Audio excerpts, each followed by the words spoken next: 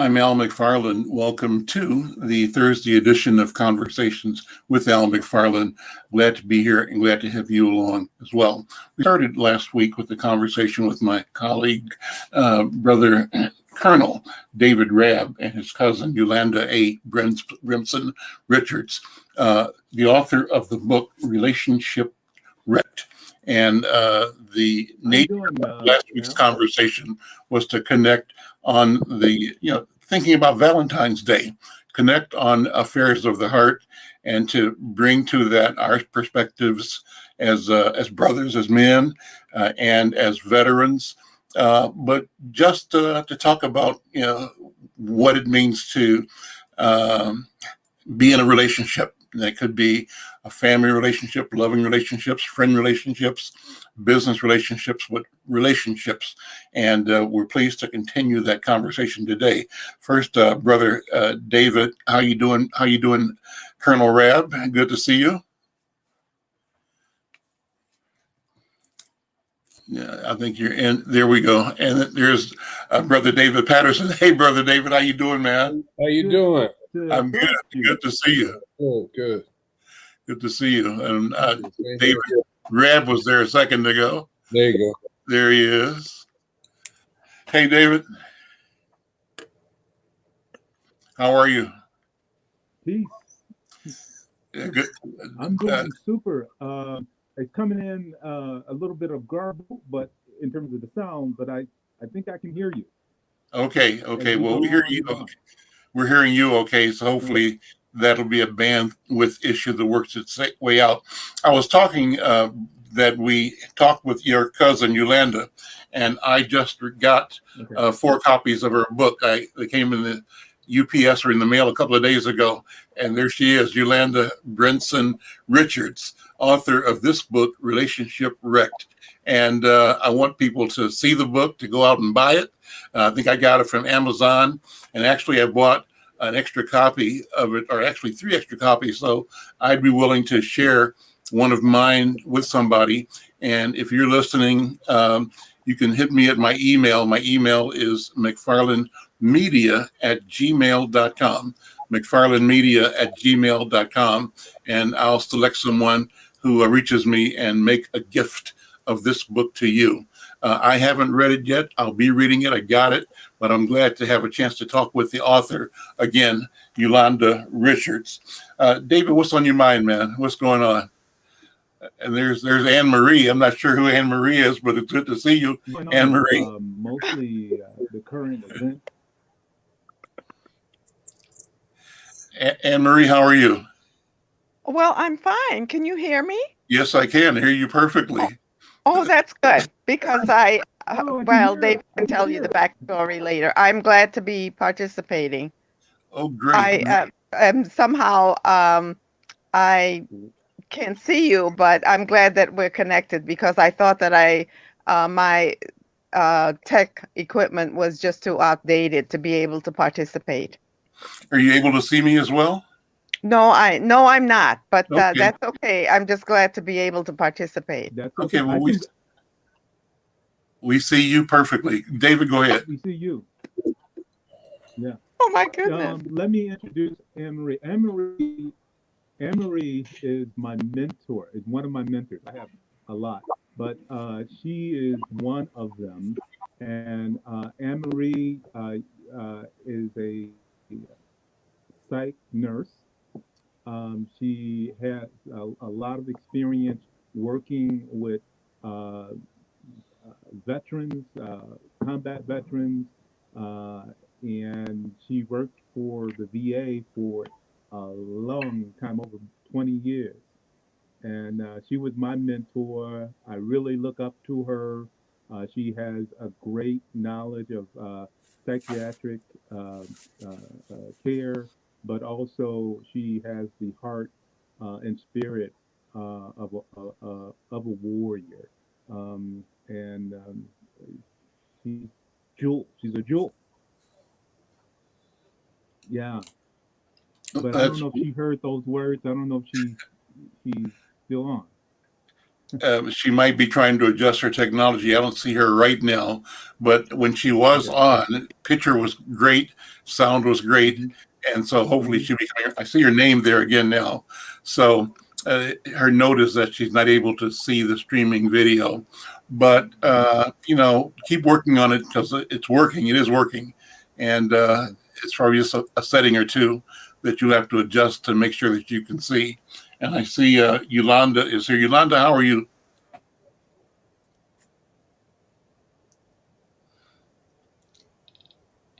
Yeah, I guess a lot of it is the technology. People trying to make sure their technology lines up, and it's easy to have connection problems. Yolanda was calling us from Jamaica too, so that's another thing that complicates things.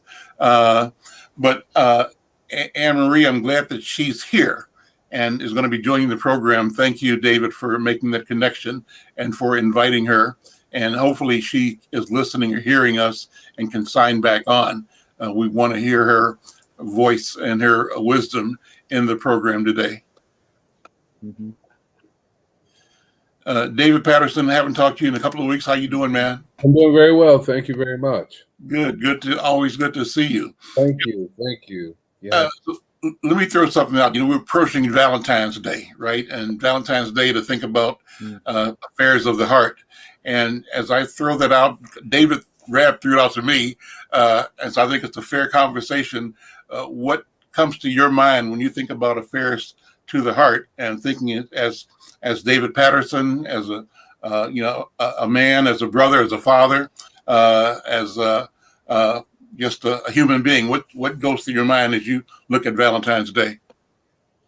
Well, I think of it as affairs of the heart is what God says. Everything is about the heart. And so when I think about it, I put it in perspective, because at the end of the day, we as human beings we're moved by our emotions. Mm-hmm. I always like to say, we really are governed more by our emotion than our intelligence, because we move by what we feel. You can see that across the board. Even when we have a role position, we can use our previous president for that matter. I don't think he lacks in intelligence and insight, but those emotional impulses that cause him to do things that was inappropriate, contradictory to what you would think would be presidential, shows you that sometimes we move from an emotional standpoint than a logical or reasonable way of approaching things. However, when it comes down to the affairs of relationship with a man and a woman, since you're bringing up Valentine's Day, I think that's significant, because we start off with Adam and Eve, right? God said it wasn't good for man to be alone. So basically he was saying that really nobody should be alone. So when it comes to affairs of the heart, I think that it is a heart motive. It's about us focusing on each other from the inside out, not the outside in. I think that affairs from the heart deals with communication. It says that ain't nothing worse than a crushed spirit. So we want to build spirits that feel a sense of joy and completeness and wholeness. And that's what a relationship should be about, the yin and the yang. And so affairs of the heart is important and becomes more significant when the communication is adequate, at least adequate or reasonable. But that's something we have to be taught. And I don't think we're taught enough on how to communicate to the heart. We're good at communicating to the mind, but when it comes down to the heart, I think it gets a little compromised. So, there's so much to it that I could talk about. That's my thing right there. I'm all about that emotional intelligence. David Rabb, jump in. Well, that's a good segue into what I was thinking. My wife and I, we used to write a lot of letters, right? And those love letters, keys in those letters. David, your voice is David Rabb. Maybe your technology. W, which is I love you, I want you, I miss you. And yeah, David, you're coming in and out. We're not hearing you. Opportunity to say I love you. A lot of times, people take it for granted, right? And he's not hearing us either. But we see, need David information. Rabb. also, let people know that I love them in your relationship. And it doesn't have to be just with your spouse. It could be with kids and also you and friends, etc. Hope that Yeah. So maybe David Rabb, you can sign off and then sign back in and get a clearer signal because we were not really hearing you, and that's unfortunate. We want to hear you, but David Patterson, let you and I talk, man. Let's go ahead and just stretch out on this question about what you think about love. And I see Yolanda is here, but Yolanda, we don't have. I love you. I need you. And then there's a difference between David, you're back, but we're not hearing you well. And I think it's important that people. I'll see if I can call them. They're not there by mistake. We want them there. And Yolanda, and then finally, I miss you. Okay. Yeah. I miss you, and that's important, especially in the days that we're living in now. Not taking it for granted that you're going to see the person again. So anytime I can say I love you, need you, want you, miss you, I think I'm up on my game. I don't think you can hear us. No? Mm-hmm. Yeah, David, I don't think you're hearing us, and your voice is coming through to us garbled. Maybe we can send them a chat. Oh, yeah, there you go. Yeah, where's the chat? Yolanda, I see you now. How are you? I'm well. How are you? Doing well. And there we have Anne Marie back, I believe. Oh, great. Great. At some point, may I just make a comment? When David approached me, I thought this was something with a more clinical aspect. Mm-hmm. I just want to say that, at this time, as we think about affairs of the heart, that some people, because of, the previous pains and history, may need some coaching or some encouragement to experience love or affection, both the giving and the receiving. Okay. Now let me do some housekeeping here. David Rabb, before when you were talking, we couldn't hear you, and your voice was breaking up. So all of that you were saying, we couldn't hear it. David Patterson and I have a clean connection here, and Anne Marie and Yolanda were in and out. And so I think we're close to it. But my suggestion, David Rabb, maybe you will sign off and then sign back in. And that might give a clearer signal. Try it and see. No guarantee that'll work, but try it for me. And then while you're doing that, I'm going to sign out. Yeah, just sign off, and then sign back in. Back all the way out, and then come back in, join it again. And then Anne Marie, he spoke so highly of you when he was on before. So I wanted to thank you for being here and talk about yourself and your work as a psychological nurse. Oh, well, thank you for that greeting. I just want you to know that it goes both ways. Much of the wonderful resume I had when I did retire was thanks to David, and who, as a clinician, has always been at the forefront in advocating and working with veterans, and was always aware of his colleagues, which I was privileged to be one of, and including them in all his, clinical experiences. And he was a very adventurous person when it came to working and meeting the needs of veterans. Good. Tell me your story. How did you come to the work that you're doing now, and you're working at the VA in particular? How did you enter your profession, and what in your training or life or family put you in this path? Well, I became a clinical nurse specialist going back many years to my teenage years. I did not have exposure to a lot of different professions.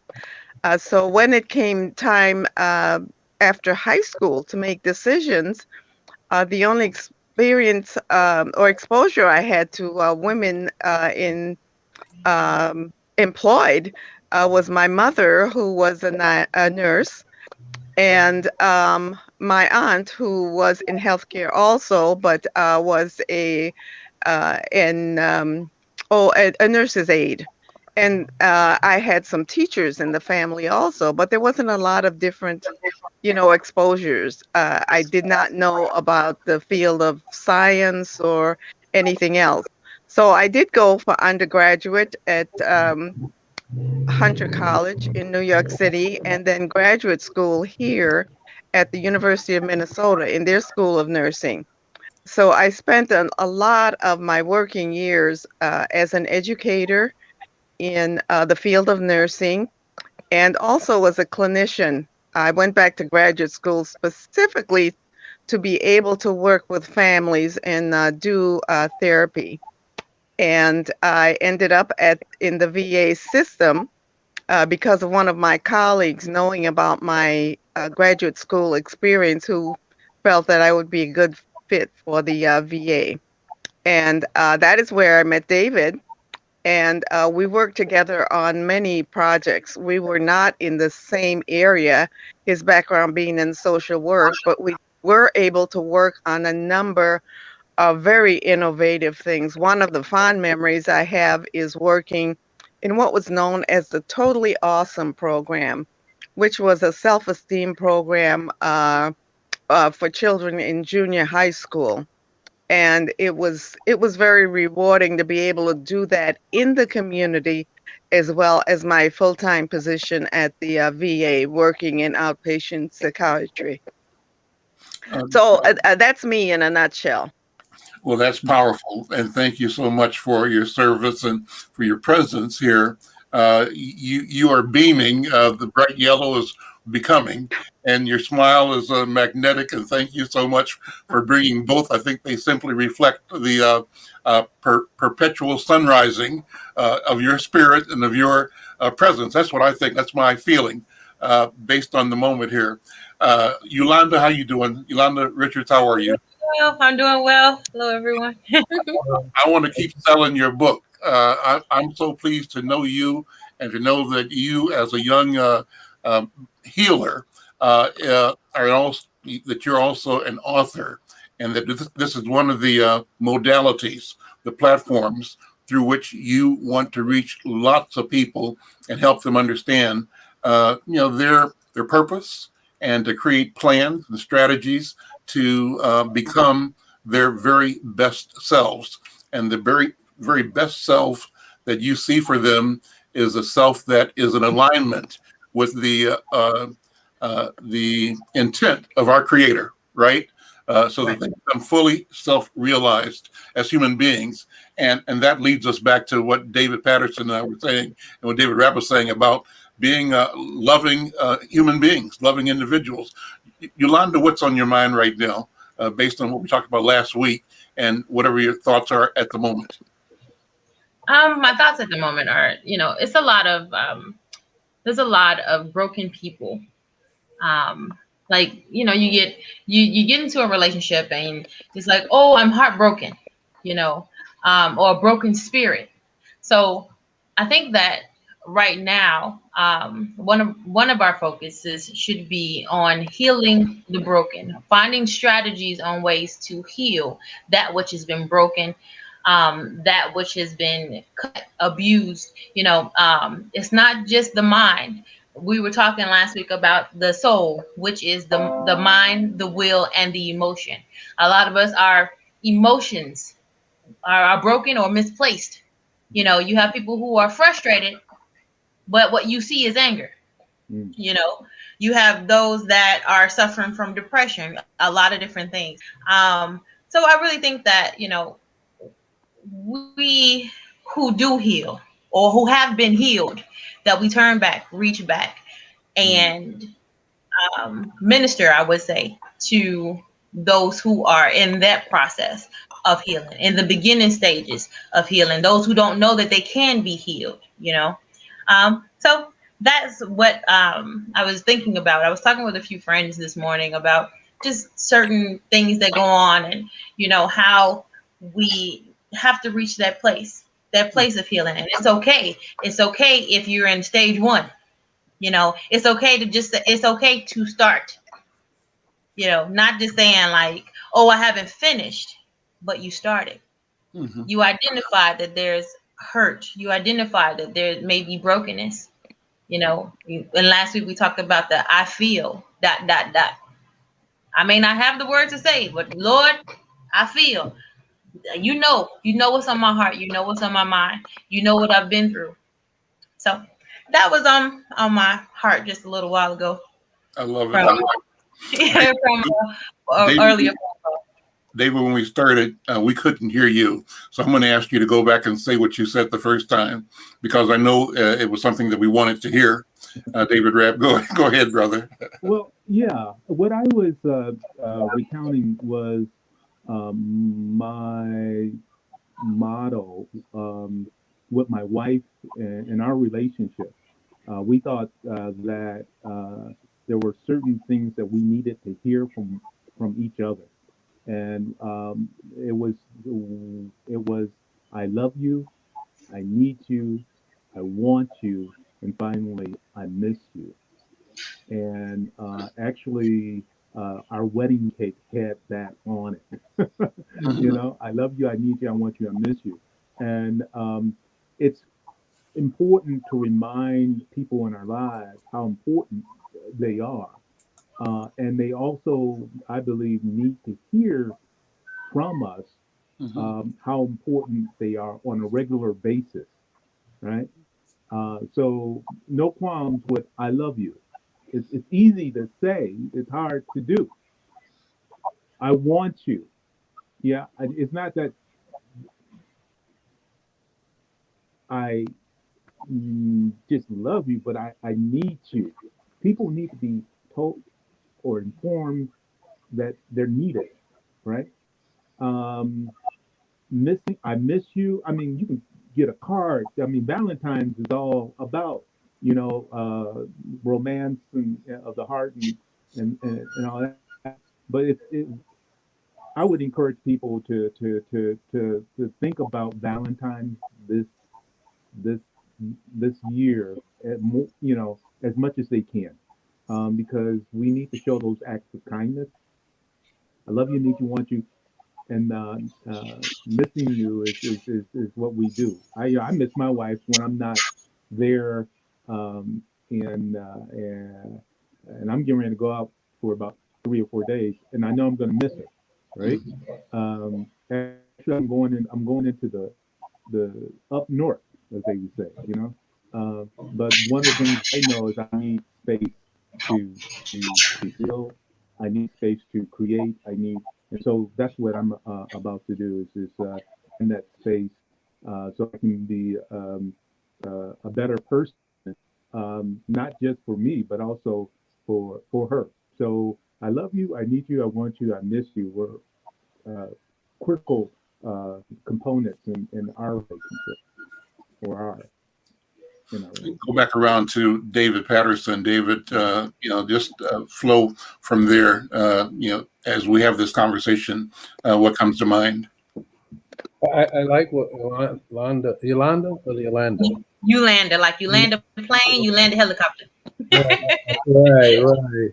I like I like what you said, and I'm honored to be before you and Miss Anne Marie, because we always like to hear the woman's perspective, because no relationship is one-sided, right? You need right. But I'm also of the nature that you most mentioned about. I feel people express themselves this way. I think that we have to teach people how to express their feelings, and this is why my emphasis is on emotional intelligence, because until people can have a better self-awareness, their expression is not going to be in balance. We need to teach, especially when it comes to men. Like I'm a big promoter right now of trying to help men to understand how to express their emotions. We are not allowed to express it because by our social norms and our social conditioning, men express their emotions or their views from a physical standpoint, or I would even say intellectual. But we need to have that spiritual and emotional connection as well. I call it my four quadrants. And because I think it's so important that you mentioned, we're spiritual beings with a soul, mind, will, and emotion, man, and we're housed in a body. And yet they condition us to operate with our body and our mind, get good jobs, be intelligent and stuff. But they never showed us how to express emotions in an appropriate way and how to manage those emotions and how to be socially aware when we're out in the community expressing those emotions, basically relationship management. So I think it's essential that when he talked about love, I'm a big component of teaching the love from 1 Corinthians 4, 13, 4 through 8. You know, what love is not, and what love always do. And in most cases, we're not taught this. I was telling someone the other day that we don't get an opportunity as men to talk about this. I'm on a lot of men's groups, a lot of prayer groups. And men are very reluctant when it comes down to expressing that word. And if they do, it's pretty much from the, I call it the eros phase, you know, the sexual, physical relationship. But there's much more depth to the word love. And I've counseled people as well that I do something often. I say, well, I say you get a couple in, and that couple comes in. I say, I want you to write down what you mean by love. They was talking about how you express love. And I have the other person express it. I said, now y'all exchange it. Now they've been together 20 years. I said, did you know that she meant love meant this to her? And did you know that this what it meant to him? And when you find out, they don't. So right then, we already know there's a brokenness of the communication. Because they haven't taken the time to talk about it, because we take it as, if you will, for granted, or we take it in a perspective that you already know what I mean by love. And then when the relationship starts to fall apart, it's because people do things that I call it unconscious complacency. They get comfortable in things. So if we sit down and did a check and balance, like you're doing a government system, right? Because everything's about system theory, right? We deal with systems in social work and psychology. Well, not so much psychology, but MFT, marriage family therapy, we deal with system theory. We look to see everything is connected, and we don't seem to make that connection when it comes down to the expression of the heart. And so my thing is teaching men how to express themselves from the heart, not in the macho way or, you know, those kind of ways, but from a way that you are like Christ, where you can express it with confidence and certainty what you mean from. Because in the Bible, it is spoken about, no other word is spoken about much as this is the heart, 826 times. That's what it's taught. That's how important the heart is. And God says he don't judge like everybody else. He don't judge from the outside. He looks into the heart. But we don't address that. And I think that they have a program called Heart Math, where the heart is a brain within itself. But see, these things, and me and Dave used to always say over in theater, who teaches us this? How many people, I said to them the other day, I said, I don't recall not one human being sitting down and breaking love down to me, what it meant. Not one human, not even my parents. Not sitting down and explaining love and what it means, how to express it. What's the depthness of it? What's the variations of love? You know, most of the time you get it vicariously. So I think matters of the heart, we would probably be able to decrease most of the things we see in life, not just man to woman in a relationship, husband and wife, girlfriend, boyfriend, but across the board, even the social arena. When you see the outward manifestation of these behaviors we see, it's because the spirit is broken. The heart is broken. These people have heart of stone. They have heart of stone. So it's important that we teach them how to do what Christ wanted us to do with that heart of flesh. You know, and now we know right off the top, we're not going to be self-seeking. See, you see these behaviors. We're not going to be proud. We're not going to have this pride-minded attitude. It's not going to be so quick to anger. See, we want to preserve and protect. These things are important, but we don't teach this to our men, especially our prisons are filled with young men. I remember this, and I'm sure all y'all saw this movie, Shawshank Redemption. I'll close on this. So he said, if I could talk to that young man 40 years ago and tell him what I know, it'd be a different story. Because at that point, he realized now he's thinking logical and rational because he had time to think. So that emotional impulsivity that he had that got him put in jail, as we see our young men today and they're rioting and they're acting out, all that's emotional impulsivity. That's not logic, because now that they're getting ready to be convicted, now all the logic coming out. But if we had taught that foundational base of love from the beginning and teach them how to express love, how to do things from the heart, I think we see a lot of decrease. Even racism, I think it would break down. So that's just my perspective. Oh, that's a mouthful. Thank you, Matt. Thank you. Yolanda, respond. David, respond. Yes, when you were saying about the heart, and I was thinking about how the Bible talks about the abundance of the heart, the mouth speaks. Okay. And if for if I'm looking at both male and female, sometimes that lack of expression is because I don't feel that I have a safe place to put my heart. So I don't give you my conversation. For us, conversation is intimacy. So you'll find, let's say, many of us, you just have a good guy friend, and you just talking and you're talking and you're talking. You like, then a month or two goes by and you call up your girlfriend. Girl, I think I like him, but it's because you became invested. Our conversations are pieces of our heart. That's right. And so in having that love, you still have to be that safe space where I'm able to invest my heart through my words, through my actions. Not everybody's just going to be, open, but sometimes just saying I'm here and I'm here and I want to hear you. And just having that open door, you'll find that over time people will walk through it. So yeah, that's really what came to me with that. And then also, if we for me, I often think about the scripture. I go back to the scripture of God is love, right? So if I really want to know the true definition of love, I need to know God. I need to know his heart towards his people. I need to know his heart towards others. How would he respond in this situation? Would he go off? No. Would he has God had patience with me? How much more should I have patience with the next person? Am I speaking with compassion? Am I speaking with love? Have I had the conversation like for even before my husband came, I was praying, Lord, help me. Teach me how to love the way that you designed this person to be loved, the way that you designed my husband to be loved. Teach me. I can't. A lot of times we get into love situations with our own mindset of how the other person deserves to be loved or what we have to give them, not asking, what do you need? What would you like from me? What would you like me to do? How do you feel about this? What are your thoughts about that? A lot of times like, oh, I just want to hold your hand. What if that person is not into that or has experienced trauma where in childhood that act equates to something different? It doesn't come off as love. It comes off as an attack, and just taking that time and just saying, Lord, teach me how to talk. Teach me how to speak to him lovingly. Teach me how to pray.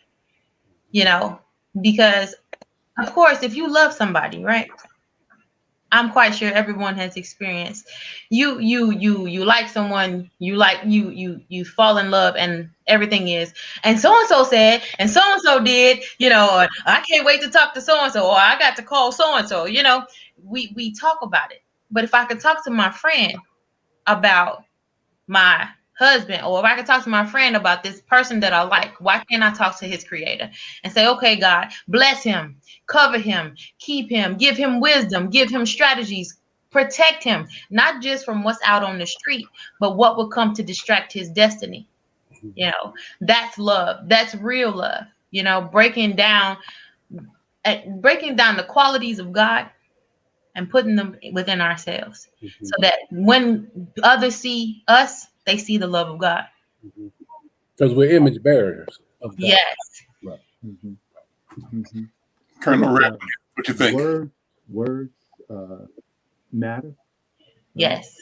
Words definitely matter. And when I think of that, I think of in the beginning was the Word, and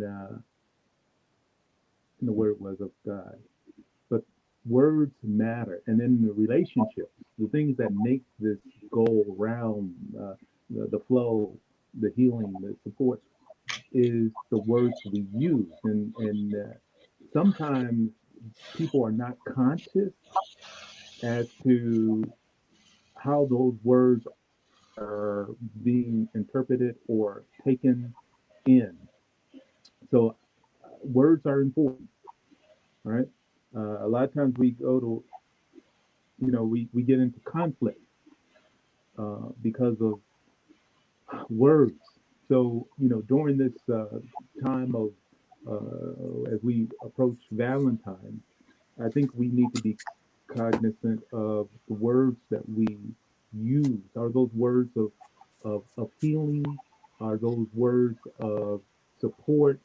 Are those words of, what type of, what words are we using to paint our picture, to live our lives? Um, and I think we need to interject those words. Related to that is self-care. Mm. I mean, what words are we telling ourselves, right?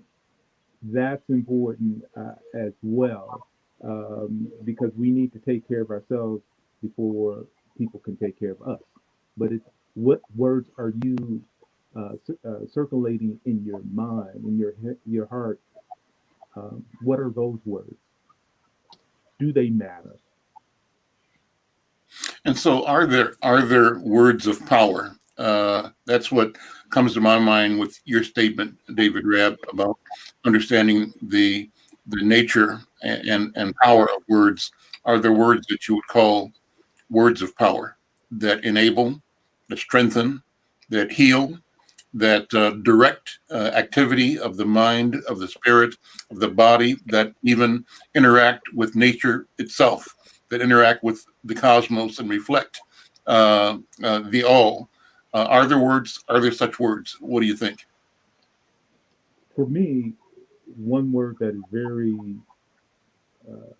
important that we take for granted is peace. Peace. Mm-hmm. Right? What does that mean to you? What does peace have to do with love? Right? Mm-hmm. I think peace is so important because again, it starts in the heart of, in the head and the mind, in terms of where we're trying to get to. I don't know about you, but uh, I thrive in places where I feel supported and I feel peaceful, right? Um, so peace is one of those words. What about you, Dave Dodson? That would, I'm going to always refer back to the Bible. So when you said peace, and I think of the fruit of the Spirit, Mm, because it starts with love and it ends with self-control. And so in there is peace. Imagine if we have the understanding of love, we create a joyful environment. We create an environment that's peaceful because we're written in goodness, kindness, and gentleness and faithfulness to one another. And see, at that point, then we know how to navigate. And like you said, words are powerful. He said in the tongue is life and death. So what words are we teaching? Are we saying words that uplift the spirit or crush the spirit? As she said earlier, mm, Yolanda said earlier, there are people who are crushed, who are hurting, and they're hurting, and they bring that baggage, if you will, into their relationship, and they never mm, address it. But the Bible tells us, outside of loving God, which is the most important with mind, body, and soul, at the end of the day, he said, love thy neighbor as thyself. So this is not a vanity statement. As you said earlier, how can I give you love if I don't have love? And I don't know how to express my love. And am I given, you said, a safe environment? Anytime that you're in a loving relationship, it should be safe. But if I don't mm, understand what safety is about, I don't understand how to protect you or you protect me or help me to preserve my existence, you got conflict. You got conflict. So Yolanda says a lot of things, and we said a lot of great things because these words, they make a difference. A relationship is about words to exchange. The world was created by a word. So mm, we have to understand, but who teaches us this?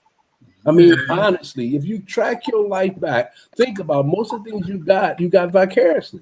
Well, so let me sit down, son, like I try to do with my son. Kids are gonna be kids. That's why he tells us in Proverbs, son, climb that ears of that saying, yada yada, right? But when you try to sit down and say, man, I tell my son, I say, nobody spoon feed me. I believe in spoon feeding people because then after I've said it, whether you let the seed plant into the soil or not, that's on you. But if I spoon feed you these meanings, now you go do your own deal to cultivate it, what have you. Hopefully, at that point, it will take root. But who does that for us? That's why the street got a language. You, David, you said this a long time ago. Everything has a language. The street got a language. Culture got a language. Ethnicity got a language. There's a language being expressed.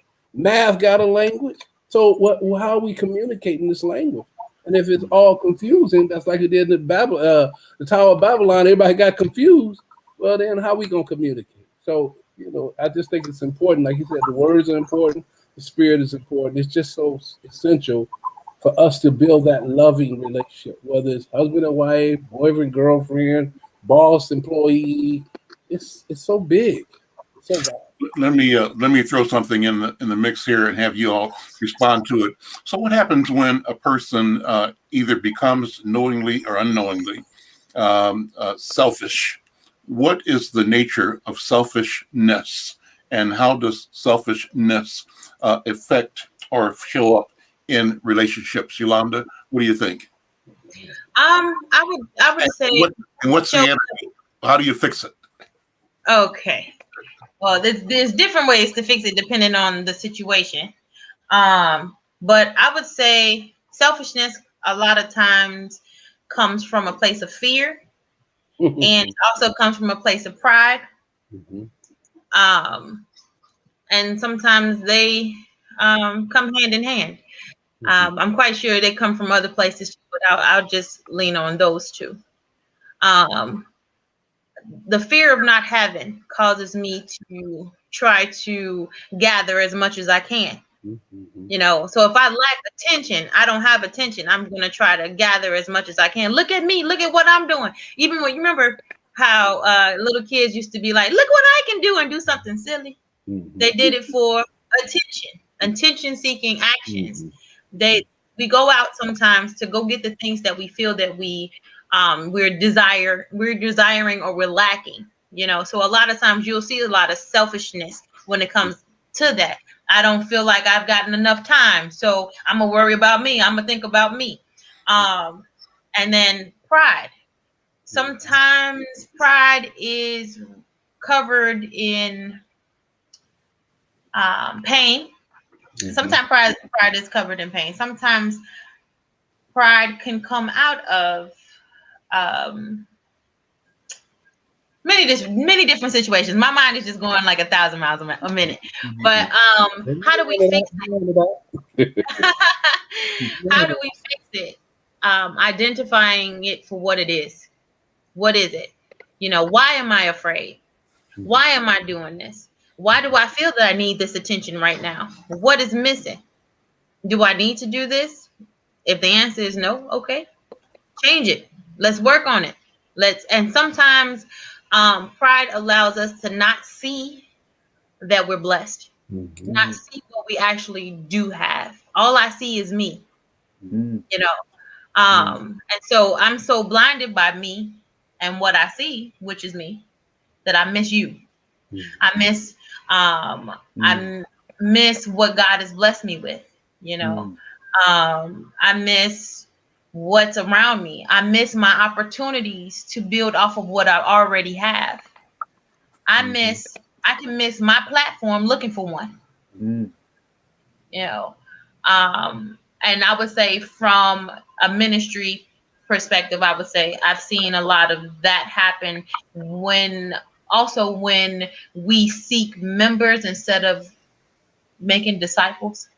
We seek mega instead of understanding that whoever God has put in your path for you to equip or empower or uplift, that is your assignment, not how many people you have sitting in the pews or how big your ministry is.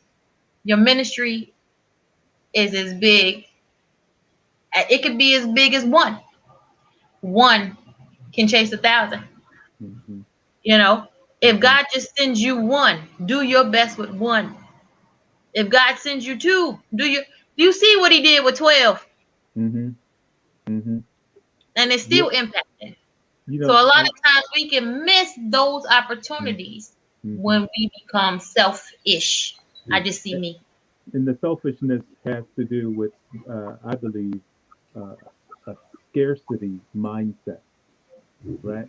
Like there's not enough, and your focus is on you and no one else, or so having to deal with these mindsets of being open and being able to branch out versus holding on and this sense of it's all about me and all that that has played out. Really, it has. I mean, most people that I know that's in my circle uh, are not like that. And when I say circle, I think circle is very important as it relates to how you, as a person, individually, how you, family, and community, has to deal with things that come your way. Um, Selfishness um, is isolation, right? It's being you isolate. And my favorite, and I know Dave has heard me say, relationship heals, isolation kills, right? So the worst thing that you can do is isolate. God didn't, I don't believe, bring you here in this world to live by yourself. And that's why, He gave you a companion. Um, and if you think about people who are like really brilliant versus those who are not, people that tend to be brilliant tend to be gracious. They know that the power is not just in themselves. The power is in the group. It's in the giving, right? It's in the connecting. How we went, how we took a left is up to another discussion. But the issue is that a lot of people don't think so. They don't think right. David Patterson, what you thought? Yeah. Again, Orlando hit it on the head. Actually, before you started talking, I wrote the same things down. Fear. And I was like, "Hey, you were spot on." I think, again, how we're taught, we're conditioned, and we operate accordingly. We're not a product of now; we're a product of our history. And if we're not taught to be servants, then we won't be served. And Jesus said, "I didn't come here to be served; I come to serve." So obviously, scarcity, I think lack, I think I got to have, it's about me, is because I need to be served.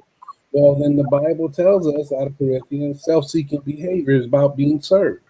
It's not about planting the seed, it's about getting the harvest without doing the work. So I think it's essential that we, as Paul would say, when I was a child, I thought as a child, I reasoned as a child, I acted as a child. But when I became a mature adult, I put away the childish ways. Well, unfortunately, you have to get to that level of spiritual maturity, but sometimes that's hard to do. So what do we work? We work with the emotions that people are presenting. We work where they're at now.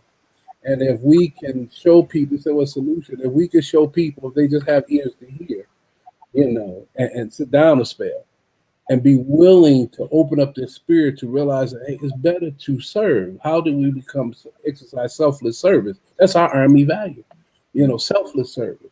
Then it opens up the window or the door, if you will, to be more of a recipient of redirection. What the Bible tells us, be transformed by the renewal of our mind. We have to catch them coming out the gate, and we were teaching them about love and selfless service and all these things. The probability is high because I think Anne Marie talked about her model. Her models were nurses and teachers, so she had an educational model, right? To kind of look at, so what direction I'm gonna go? Well, we got a model of teaching of love that comes with compassion and selfless service. We have something to look at. What do the young kids want to be today? What's their model? I want to be a rapper because that's their model. If we set up a model about love and selfless service and acts of giving versus just getting, you still receive. When you receive, you can give back. But when you're just getting, it's all about me. And we got to help people to change that me mentality into we. Bless you. I'm going to pivot one more time, and for the last 3 minutes of the program, in part because the program is sponsored by new sponsorship by the state of Minnesota Department of Health to help people understand how to move towards safety and safe protocol, safe practices during the COVID-19 pandemic, and also to understand and hopefully adopt the vaccines that are available to help save lives or reduce the pain and mitigate against the spread of coronavirus. And I wanted to get all three of you to give me a sense of how we can protect our community, either by adhering to or really adopting and championing the protocols, like washing hands and keeping distance and wearing a mask or double mask, things like that, and what your feelings are about how our communities are either accepting or rejecting, and for whatever reasons, the promise of the vaccination. Yolanda, you're in Jamaica. I'll start with you because I know Jamaicans got opinions on everything. I know that's a big discussion of what to do or when to do or how to do. And what are you hearing and what are you thinking? I was actually here in Jamaica. I'm on a visit when coronavirus actually hit. Mm-hmm. And they had protocols and stuff in place. It was in place way before I came back to Chicago. They were just getting the plans together. As soon as it hit, they put lines on the ground 6 feet apart. They started to monitor how many people were coming into stores and restaurants. So it was only 10 people in. You sprayed your hands down, hand sanitizers, rum, whatever's going to kill the germs, whatever that is, ma'am, it's a sink right there. Please go wash your hands. But one thing that they implemented over here was curfews. So you're allowed to, curfew is still on right now. You can come out at 5 a.m. and then you can be out till 10. Sometimes they extend it, and sometimes when it comes down to holidays, I've been here to where one holiday you couldn't come out till 7 a.m. and you had to be inside by 3. So you had to do everything you had to do in that short amount of time. And that obviously was to tamp down on the tendency to congregate in large numbers. Because certain parties and stuff would happen, or they would congregate at the beaches, and I've seen them. They've kept the numbers at bay. And another thing that is being done here is watching what you're eating, taking in more herbs and stuff like that, certain teas and things that would help to build the body. So they're also pushing the promotion of eating fruit and vegetables and building up your immune system, not just saying everybody cover up, but they're saying cover up, distance, do what you need to do, my people, and eat well, live well with each other. So I'm really seeing that they're doing well. They did ban some flights from coming in at one point. Right before the wedding, we were a little afraid that they weren't going to lift that no travel, because I actually was on the last flight leaving out of here when they actually shut the country down. They shut the country, no one in, no one out. So they let the people out first. I mean, let the people come in first, and then last people go out. So I was on the last flight out, and they did it to keep the numbers low. Right now, I think only, I want to say 375-ish, around that number, have passed. Everyone else has really, recovered. They tried to keep them here, and in other places in the Caribbean have tried to keep their numbers down. Now you said 375 people passed. Only 375 deaths? Yeah, around that number. I have to go back and check today. Whatever that number when I looked last. Phenomenally low. Because we're looking at today's news saying that by the end of February, 60,000 deaths in the U.S. And that is frightening. It's just heartbreaking. David, what do you think? How do you advise people in your circle and yourself, how do you navigate COVID-19, and what do you want to see community and country, society, medicine, health do to to protect people? David Patterson first, and then we'll close with David Rabb. I was gonna say which David. Right. I was letting know. I think yeah. Anyway, I think education. I think creating a trusting community about it. A lot of the things I'm hearing, like we heard that Hank Aaron particularly might have passed from the vaccine. I don't know, at the second one or something of nature. So it creates fear. And I think if there are people, our officials, we need leadership. So if our officials, I always thought that everybody in the White House should have got the shot first. Well, then we can say, oh, everybody in the White House got the shot. I'm just using that example. And then that way you would have created a kind of a view of trust. If they willing, we willing. Like we were still in the Army, we would have had to get the shot regardless, right? But, it's creating that community where people feel safe and they feel comfortable. And then within your own circle, your close circle, you make sure that everybody do the protocol, what that may be. And I think keeping in the back of your mind, I don't care if it's your dog. Whoever you love the most, that's who you would think about for every person you encounter. If this was this person, I would make sure I do this. I see people, I've done it myself. I've gotten out talking on the phone, get out the car and got my mask. Fortunate enough, everybody got them. He said, oh, I forgot my mask. But some people keep it stepping and they'll go right on in. They don't care. Right. So they lose sight that, okay, you're not thinking about the most important person that you love. So that would be my philosophy, is that if you put that image in your head, that would help decrease some of the transmission, and as well as we start building a safe environment that people feel comfortable.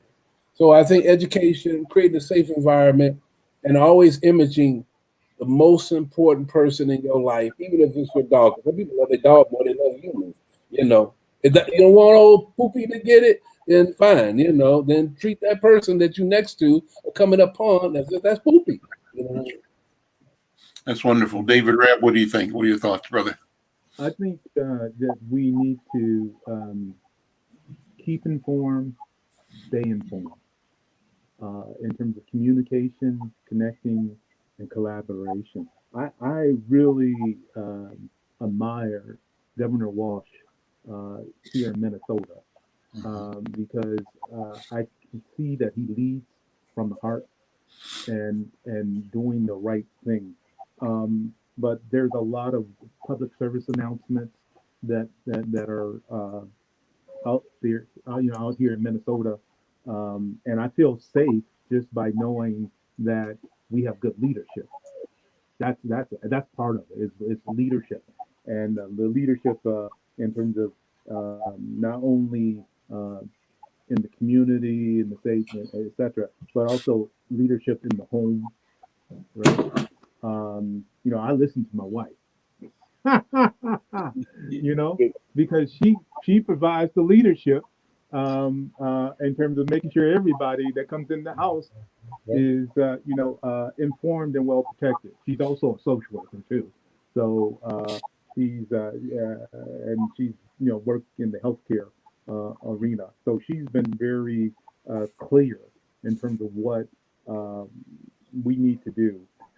The other thing is, as we talked about earlier, is not only getting the shots that are needed and to do the follow up with those, but also the simple things such as the mental health. It goes back to mental health for me in terms of taking time for yourself, taking time to get outdoors, right?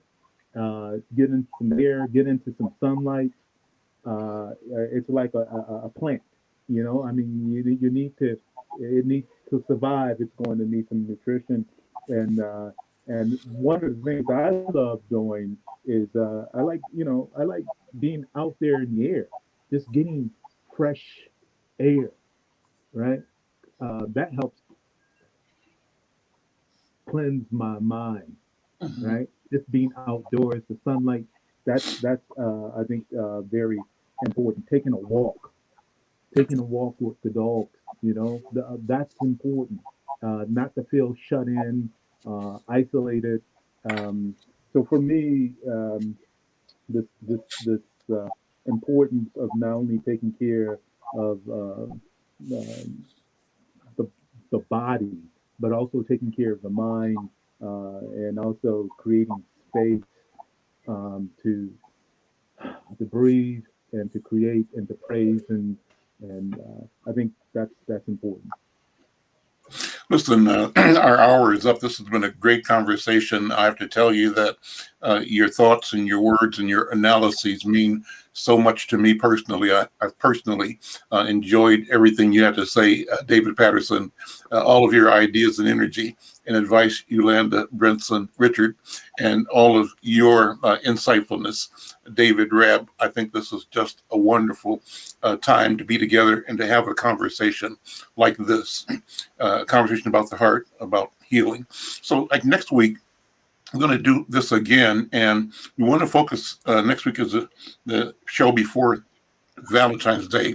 What do you guys think about us making this our Valentine's show next week?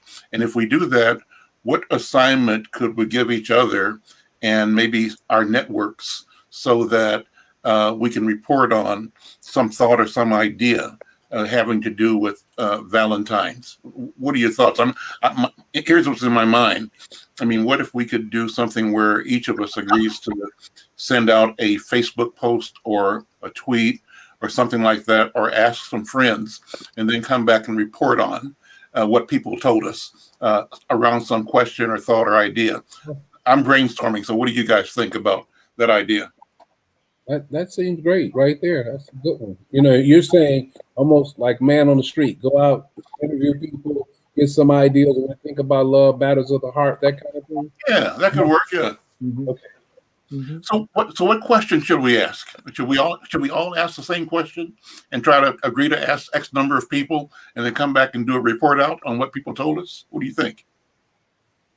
Yeah, we can all have a different question. Or different questions, either one. I mean, what are your ideas? Well, I mean, since we're talking about matters of heart, simple question first is, what does love mean to you?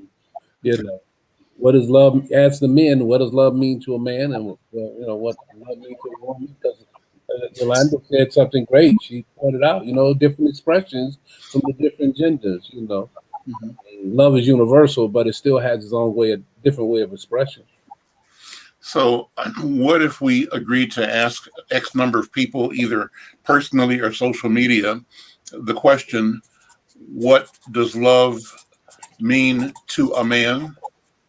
Part A. Part B is, what does love mean to a woman? Mm-hmm. We ask the individual both questions. What do you think? Yeah. If you ask a woman, they will ask you depending on the woman. So it'd be like, what does love mean to you? Because you're gonna get so many different answers from women. Mm-hmm. And you're gonna have so many different discussions, like, that's not what it means. So what do you think? What does love mean for to the you? opposite sex? What does love mean to them? Mm-hmm. So go ahead. I'm sorry. I was trying to understand the question. It kind of broke off, Yolanda. I'm sorry, it's breaking up. Yeah, it's breaking up too. So what? How did you want to approach it again? I kind of heard bits and pieces. Yeah, it broke up. I couldn't hear you. Okay, how do you want it? What's your questions again? Because you said a different way of asking the question. I'm just trying to figure out the question. Yeah, it's breaking up. I'm sorry, I can't hear. So what I said, first of all, David Patterson, was we ask a two-part question. And ask a person what, a person can be man or woman, but you ask that person, what do you think love means to a man? And you ask a woman, and you ask the same person, what do you think love means to a woman? And so in asking it that way, you're getting that person's perception of whether people agree. They think that each gender is in agreement. But then Yolanda said something else, I think. She said, well, maybe we don't need to ask two questions. We should ask that person what it means to that person. Is that what you said, Yolanda? Or, No, I agree with your question. I agree with your two questions. okay, so David, that worked for you then, David Patterson? If we ask people, Yeah. what does love mean for a woman? What do you think love means to a woman? What do you think love means to a man? And I'm gonna throw one more in there. I'm sitting here running it. I'll ask some younger people what love means to them, and ask some more seasoned people. I don't like to say old, seasoned people what it means to them. But how did it change? You know, the way we think about love at 20 ain't the way we think about love at 60. You know? Okay. I mean, we have room to play with that. I mean, that's what I'm gonna do, just as a caveat. Okay, I like that. Okay. Yeah. I think that's really great to ask seasoned people what love means to them in particular, Yeah. and even young people, because some people, well, yeah. Go ahead, David. And let me share with that, because I think we need to create also space for as many people, but the kids too. I mean, That's what I meant. we live with them. Okay, so what do you mean, Dave? Say it again. That's what I mean. If you ask a 15-year-old what love is, unless you're trying to get really young, but 15-year-old what love is, and you ask a 25-year-old, and then you ask a 60-year-old, you'll hear variations because of the maturity level. Right. Yeah. Right. So is that what you saying? Or are you talking about even younger? I was thinking even younger, because they too, sometimes out of the mouths of babes, you will hear a lot of wisdom. So if we can be eclectic and asking a variety, and we need to listen to the young ones too. So I would, like for example, I have grandkids. I can ask them, what does that? So let's open it a little bit more in terms of the question, for the response. Well, so let's make it happen. And so we is this idea of just taking notes and then sharing the notes in our conversation, or do you want to use some other mechanism for doing it? I think notes are the easiest thing, unless you want to do a Zoom call with people or a FaceTime and share that. I don't know that I know how to do that. That's a lot of technology. But yeah, I'm with you on that. Yeah, I'm with you on that. And I don't know, time correlation might be a little difficult. Within just a week span. I don't know. So let's just share notes, take notes and share notes. Yeah. Listen, we're out of time. Let me ask Sister Yolanda Brinson Richards to say a blessing to close this session. How do I get our book? Okay. Before you start, Yolanda, can you hear me? How I get your book? Yes. It's on Amazon. It's also on Barnes & Noble and other online avenues. It's also on Kindle. Can you say it again? Relationship wrecked? Relationship wrecked. Wrecked. Okay, got you. Thank you. Yes. Okay. May God bless you and keep you and cover you and give you innovative ideas and strategies to impact not just your homes, but your communities and the nation. Amen. Be blessed. There we go. Listen, guys, we'll see you next week. All right. Nice to meet you. Thank you. See you guys. Take care. Bye-bye. Right. Great program. Oh. All right. Thank you.